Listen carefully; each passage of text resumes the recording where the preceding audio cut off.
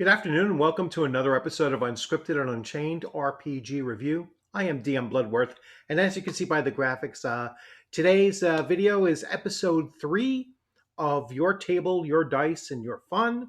I am basically recapping my gaming for the week of July 3rd, 2023.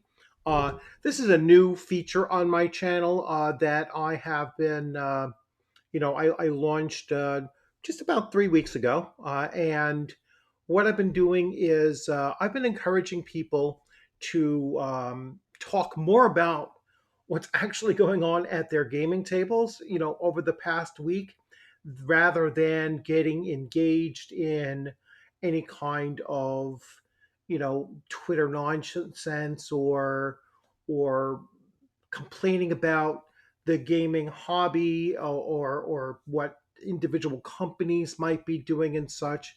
But let's get back to just focusing on what we're all here for, and that is to sit back and to enjoy the games that we're enjoying to play and run and just talk about our experiences from the previous week. And so I welcome people to come in onto these videos, particularly that I put up there, and in the comments section, tell me how your game went. Tell me something about what you and your gaming group had come up with. Maybe you tried a new gaming system that you really liked, or you had some madcap events take place at your table.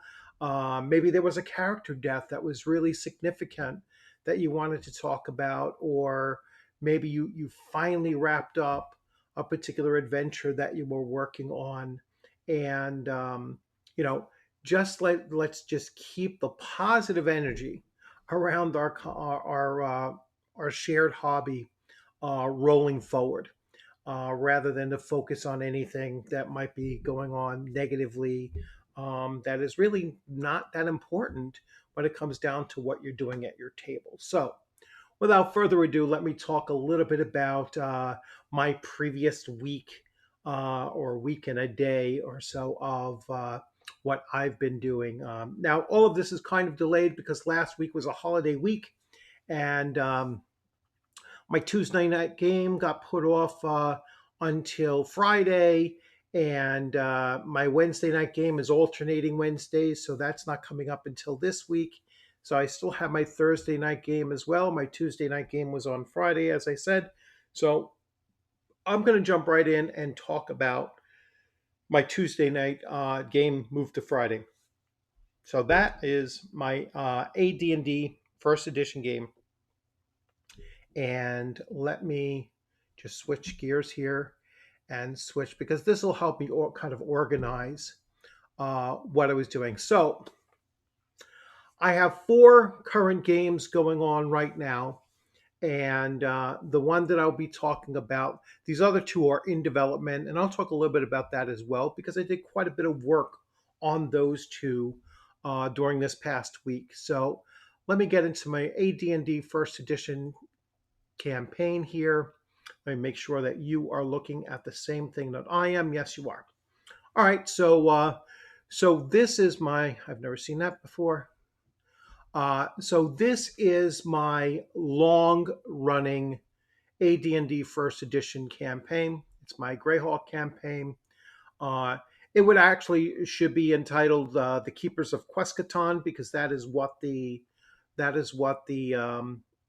group has become known as over these past nearly 2 years. And here you can see all of the members of the group, both. All the current members of the group here. Vince is a halfling thief, and he had to leave because of work considerations. But I just received news from him yesterday that he will be able to return by mid-August. So I'm really, really excited about him coming back to the group in mid-August, although he might hold off, and instead of re-entering the Greyhawk campaign of AD&D First Edition, he's going to jump in on my Castles and Crusades campaign, which I'll talk a little bit about next. That will be in September or so, or maybe late August as well. So we'll see. He's always welcome to come back into this group here as they are wrapping up their 2 year long campaign. But anyway, so on, we'll switch back over here. So on Friday, we had our 96th session. And what they're doing is they are traveling across country. They had left slash escaped the orc lair that they were delving into, and the player party is pretty banged up. The paladin had lost his eye quite a number of sessions ago. Going on almost. I want to say at least 6 weeks ago, he lost his eye, involved with this orc lair, and so he's been traveling without an eye for a good 6 weeks of time. The bard in the group, his tongue was completely severed from his mouth, and that's another kind of injury that's going to require a restoration spell, and that's the one kind of spell that they don't have available to them. It's a really quite high level AD&D first edition spell, it's a seventh level spell, in fact, and so they need to find, I believe the early is like a 13th or 14th level cleric in order to cast it, or find it in scroll form, which means that they'll have to travel to a fairly large city to find that kind of access to that type of healing. So that's what they're planning on doing, because now they have a bard without a tongue, so he basically can't do a lot of his abilities. And then they have a paladin without an eye, so they'd really like to get that fixed up. Um, and then they have other, cuts and bruises and broken bones and all kinds of things that they're just trying to recover from. So they had left the orc lair and they are moving cross country. They had about a 5 day journey to get to the next largest city that might give them access to that kind of healing. And along the way, um, they had two random encounters come up, and was a the first one was a hunting party that was dispatched from the orc lair, and I'm kind of revealing that to them now. Um, it was dispatched from the orc lair, and it was a group of 12 gnolls, four dire wolves, and a gnollish shaman. And when they first encountered this group here, they weren't, they weren't overly concerned. They're a party of seven, level 8 through 9, 1/10 level druid. Um, they're fairly high level for this kind of an encounter. But as they've learned throughout their adventuring time that these encounters, when they have them and they're encountering with in such large numbers, and they weren't quite counting on the shaman either. um, they haven't had the best of luck.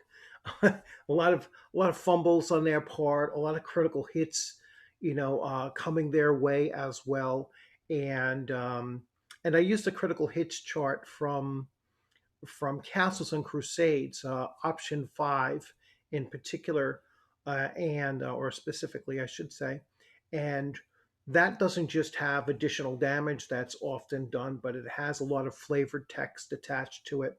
And so this is how they've lost eyes and tongues, and had a variety of other smashed teeth and such. So these are the reasons why. Plus, of course, the possibilities of instant death and other things as well. Um, so when they're encountering these large numbers, they realize that hey, there's 12 or 14 or more opportunities every single round that these things are up, that they have a chance of rolling a D2, a natural 20 on them. And so they've become very, very much aware that, the world is a dangerous place no matter how powerful they're getting. And so they got into this combat, right? Now they've generally been very lucky with initiative, and very rarely are they surprised. Two of their party members have awareness as a secondary, and so it's kind of hard to surprise them to begin with. And so they engaged this group, and they started handling this group fairly quickly, and they were very, very lucky in that they were the ones that were dealing out critical damage along the way. All right. So one of the first critical hits was actually done by Candrius's horse. So he's mounted on a war horse. He's the paladin of the group, so the one-eyed paladin, on horseback, and his horse scored a critical hit on a warg, and it killed the warg instantly.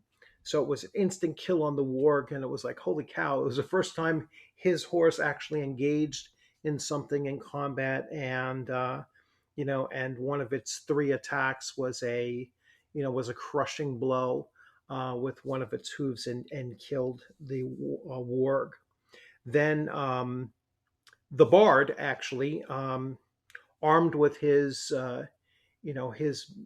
+2 longbow, he scored an instant hit, a critical hit, instantly killing another warg with a single shot. So they started off really, really fast, and then at the next point, some damage was dealt with as they were fighting through, and at one point, the the magic user in the group, or one of the two magic users in the group, he dropped a Malric. He's the elf fighter wizard, and he dropped a fireball, which decimated a whole group of goblins. I'm sorry, gnolls, and immediately following that, the shaman on the other side, which they hadn't quite gotten to and touched yet, he dropped a fireball on them. And that really took the whole group by surprise. They were like, holy cow. All right. And so they get slammed with a 66 fireball. Luckily, the damage wasn't tremendous. They got lucky on the roll, although it was still 22 points out of the potential of 36. So it wasn't a terrible miss of one, but they're lucky that it was there, because if it was the fuller strength, some of their characters do not have 60 hit points, and so if they took a 30-point hit in that first strike, um, they would have had to make system shock checks or die if they failed. And one of the gnome illusionist, I'm sorry, the gnome magic user in the group, he couldn't afford that kind of a hit. So he was kind of lucky that he made his save. So only Sparrow the druid took 22 points of damage from that hit, and then three other party members took just 11 hit points of damage from that. So it was a fairly effective strike by the Knoll shaman. The battle continued on, and Candrius's horse scored a second critical hit, this time killing a Knoll outright. Amalric, the Amalric took a 7-point hit during the combat, and then next up, Bernard. All right, so Bernard, the thief illusionist, he scored a. I'm sorry, thief magic user. I keep on calling him a thief illusionist. Uh, he scored a.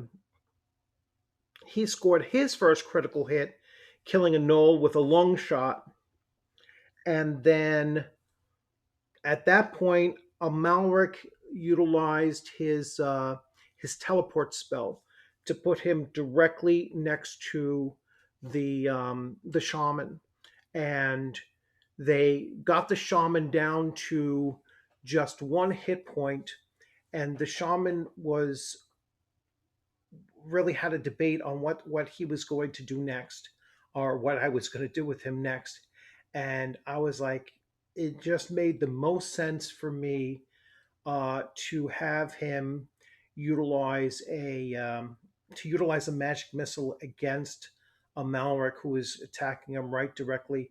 He knew he was going to die one way or the other, and so he was going to dish out the one spell that he thought he could really hit this elf that was attacking him, and he hit obviously hit a Malric because otherwise a Malric has a pretty high AC, and so it would have been very, very difficult to hit him with anything else but a spell that has no chance of missing.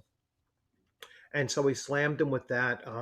Amalric survived it, and he was then killed subsequently afterwards.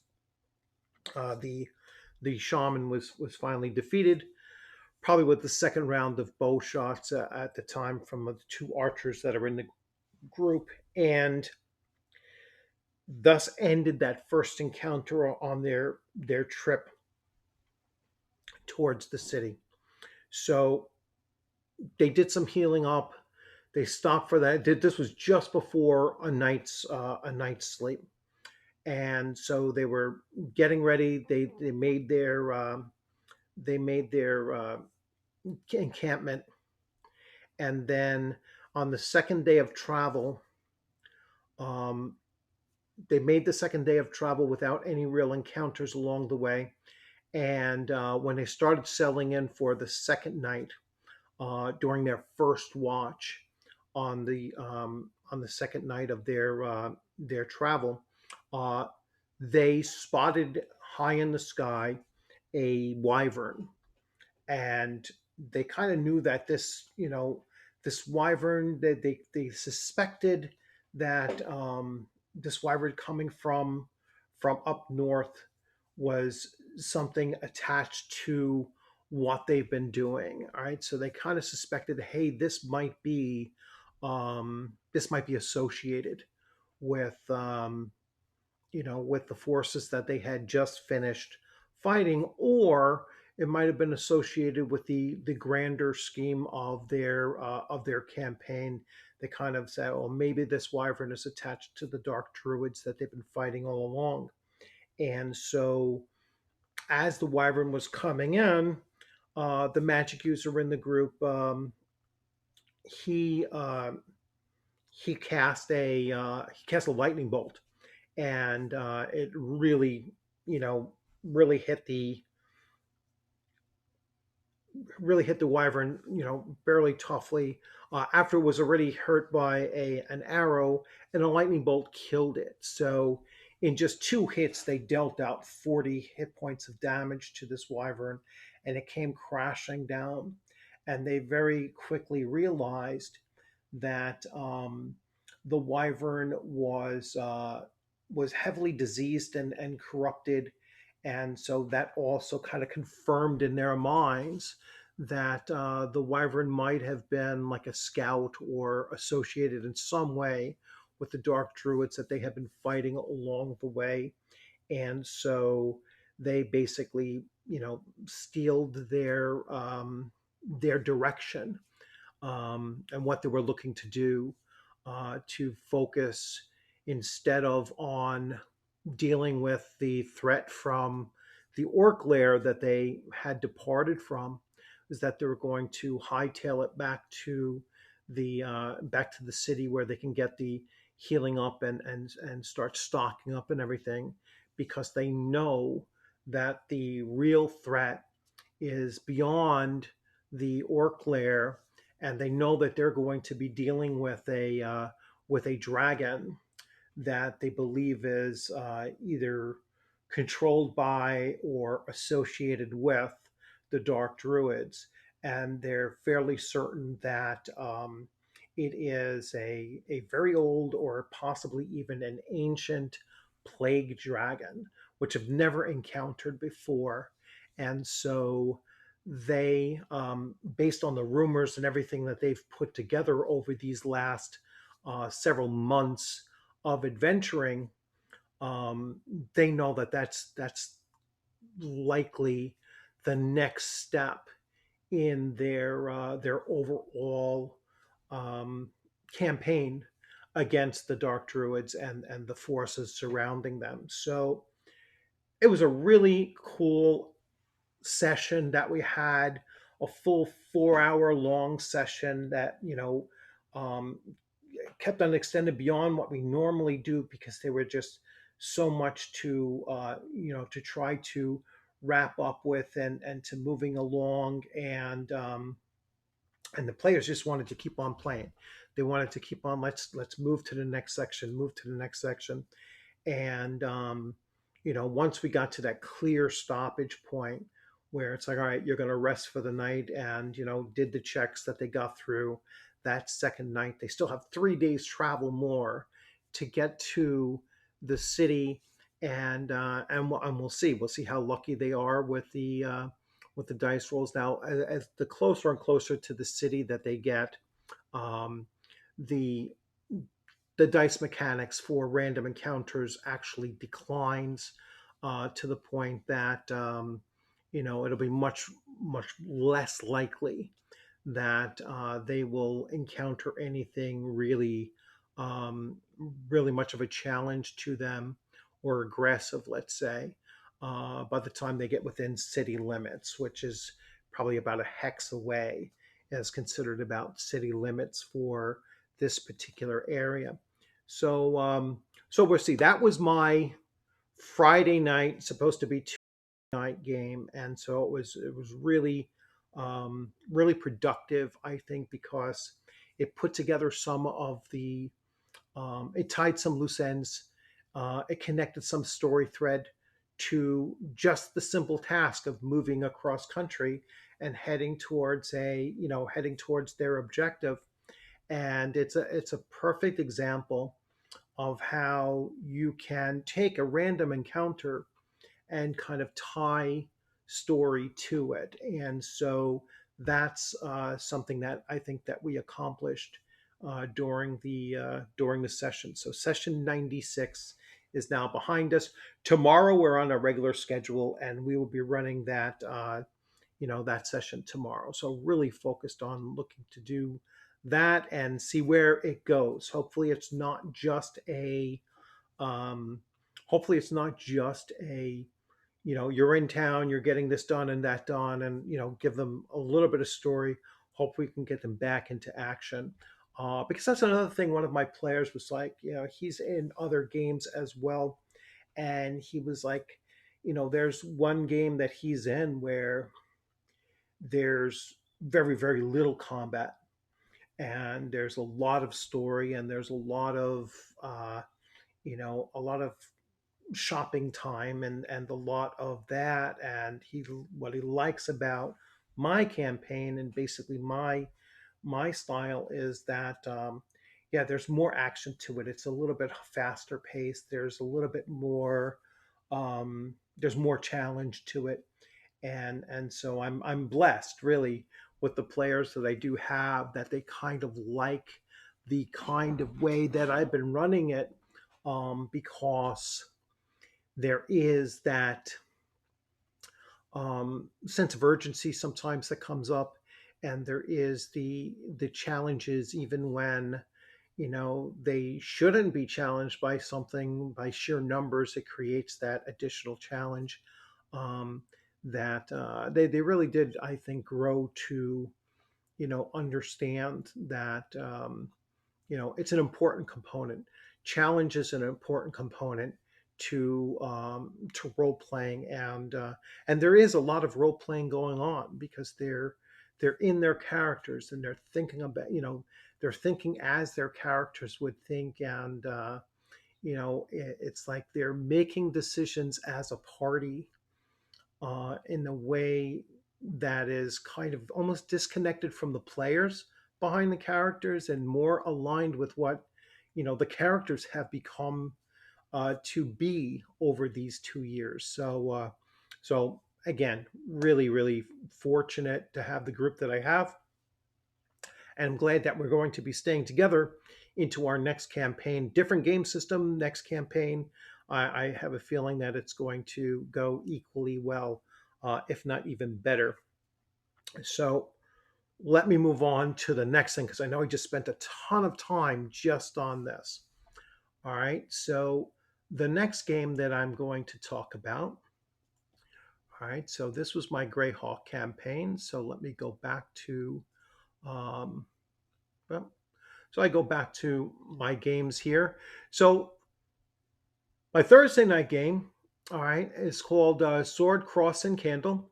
And I'm just going to pop in here because I'm going to show you my character here. Um, so there's only 3 players, and one of the players wasn't able to make it the last session.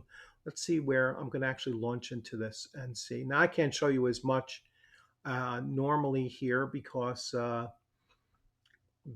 I'm not the GM. So here's my character. My character is Kale Bloodverd. He's a ranger, and he has been. So we've been in this knoll lair, and he's only first level. So there's 2 first level characters and 2 third level characters, and the first level characters, mine and the others, they're replacement characters because the last time in the last session we both lost our characters.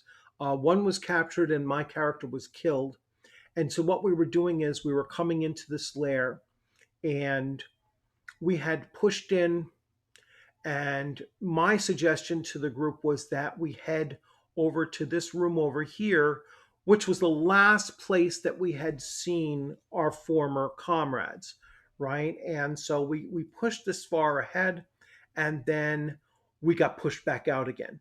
And we had to retreat and return back to our location. And we were like, all right, this is a really, really tough. This is a knoll lair with 2 first level characters. This is Castles and Crusades.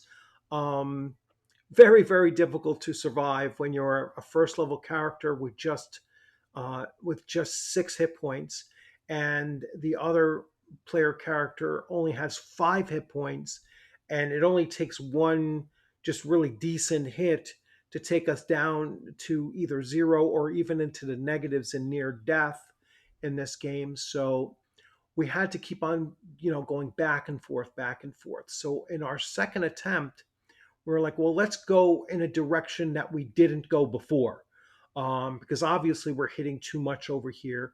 And so we pushed up into this area over here.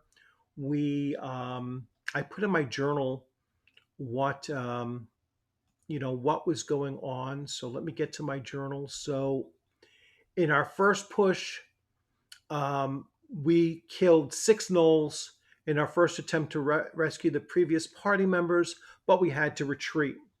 In our second, we pushed through, and we finally said, let's just go in this direction down over here. And in that second session, we pushed through, we killed 2 gnolls. I was almost killed. I was brought down to -1 hit point, and we had to retreat a second time. And then in our third push, we ended up over here. So we stopped messing with this space over here. We ended up over here, and I believe we killed 4 more gnolls over here. And we are now at this door step here, and we already know, we can see that there's the Knoll Chieftain and maybe some other gnolls in this room. So we're anticipating having all of the party members there.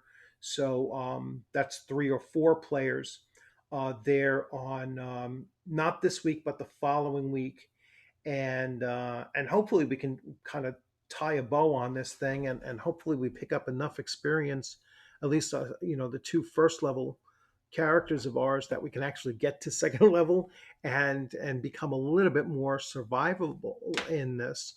But it's been an exciting campaign so far to play in. It's a new group for me. This is only my second session with them, and just looking to become more useful for the group. And again, like I said, as a first level character, I mean, as you can see, I don't have all that much going on for me. Oh, I have 7 hit points, by the way. I thought I said 6 earlier, but he's a decent character. He's a he has decent attribute scores. um, 2 13s, a 14, a 12, an 11. So he has 3 stats with pluses attached to them, and they all happen to be his. He's a human ranger, so he has.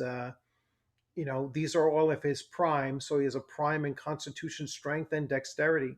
So he's fairly tough for a first level character. Unfortunately, I only ended up with 7 hit points instead of. I had the option. I could either take the 6 plus my Constitution bonus or roll to try to get higher than that. And I was like, you know what? I'm going to just go.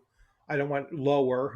Thankfully, I didn't go for lower, and I just went with the 6 plus 1 instead of trying to get and 11.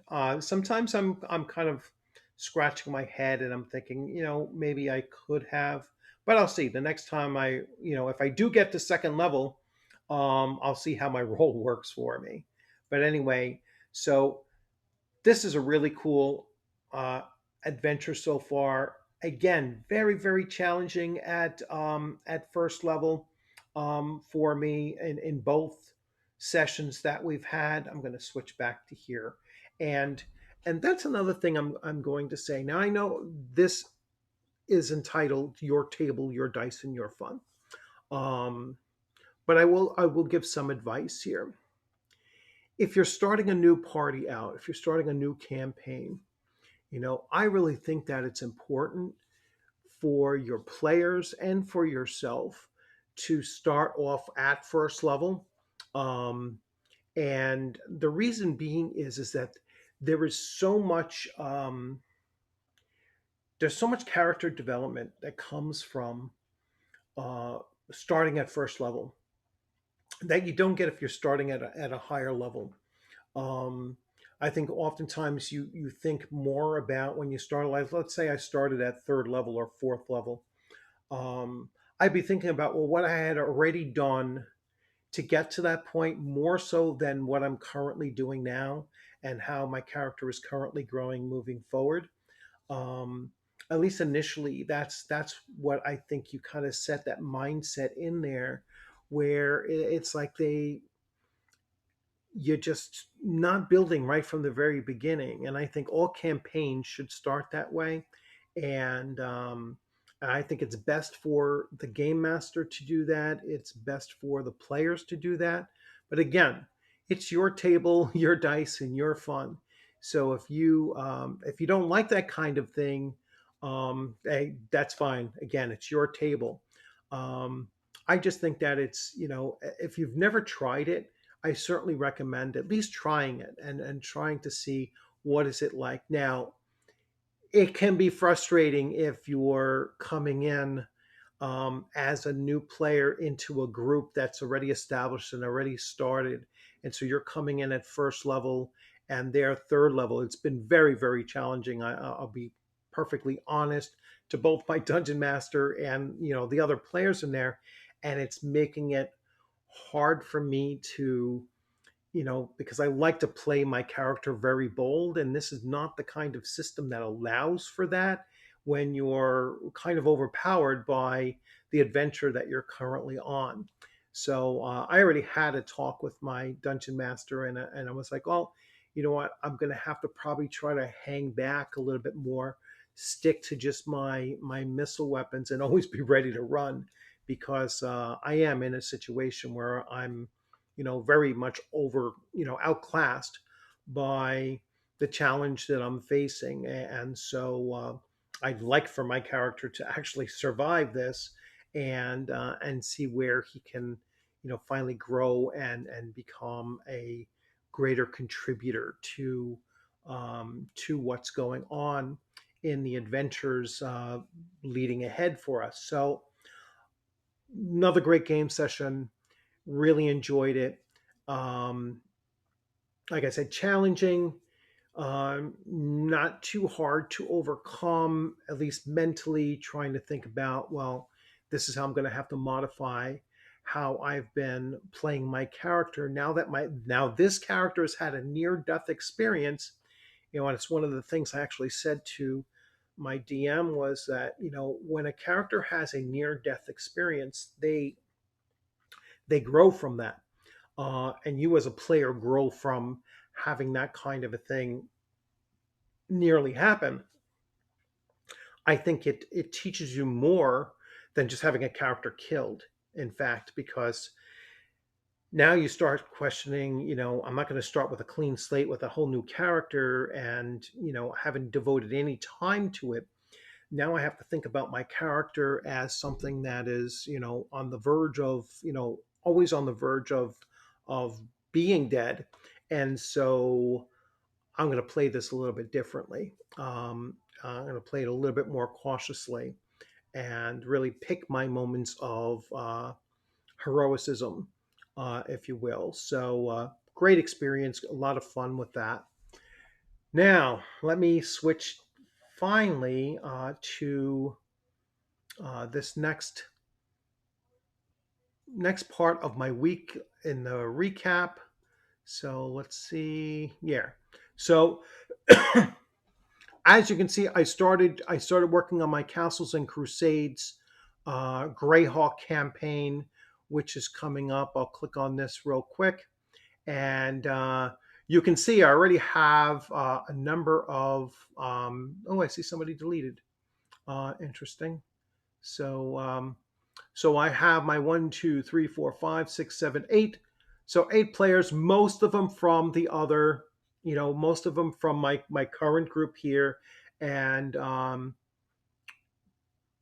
two new players. So two new players, the OGGM, which you've probably seen on YouTube, and Anathema is another new player for this group. And one of these guys dropped out. It's taking a long time to get this started. When I announced this campaign, I had always said that I'm looking to launch this in September. And so I certainly understand that people don't want to wait 2.5, 3 months to start a campaign. So I'm not surprised that I lost at least one player. I'll look. I wasn't looking to run a big group a second time anyway. So maybe this will be of a benefit that we'll have just the one solid group in there. But anyway, so I did some planning on this, and I am currently working on bringing Robert E. Howard's Weird West short stories to life using Weird Frontiers as a launching point. Let me make sure I'm looking at the right page. Yes. So using Weird Frontiers as a launching point and or a game system to use for telling those stories. And I basically, all I have here is so I am currently writing the Horror from the Mound adventure. So it's based on that particular story, loosely based on it. So it's going to be many of the same themes and challenges, monsters and such.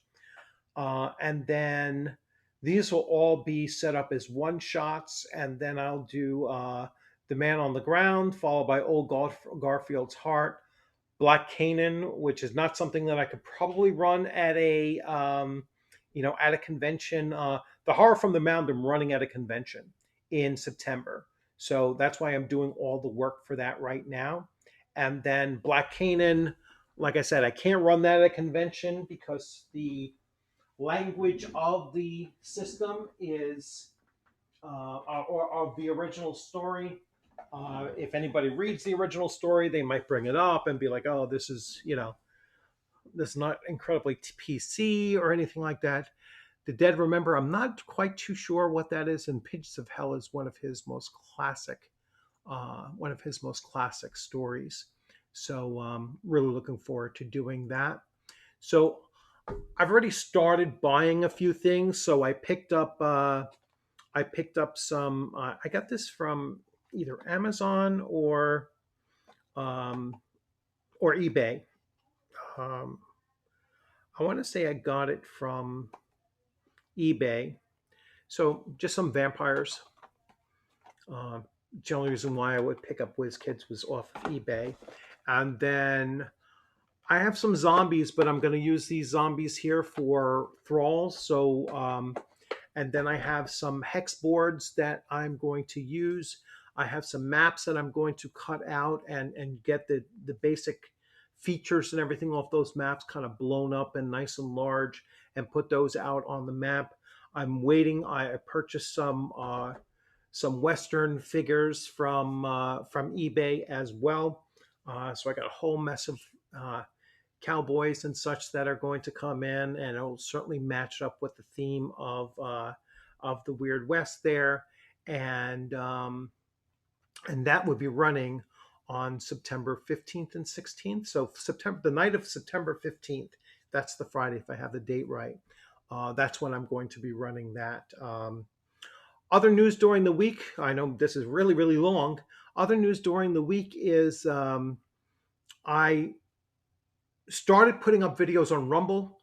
And so I want you to, if you're inclined, I will put the link in the description for my Rumble channel. And the Rumble channel over there is Unscripted and Unchained RPG Review.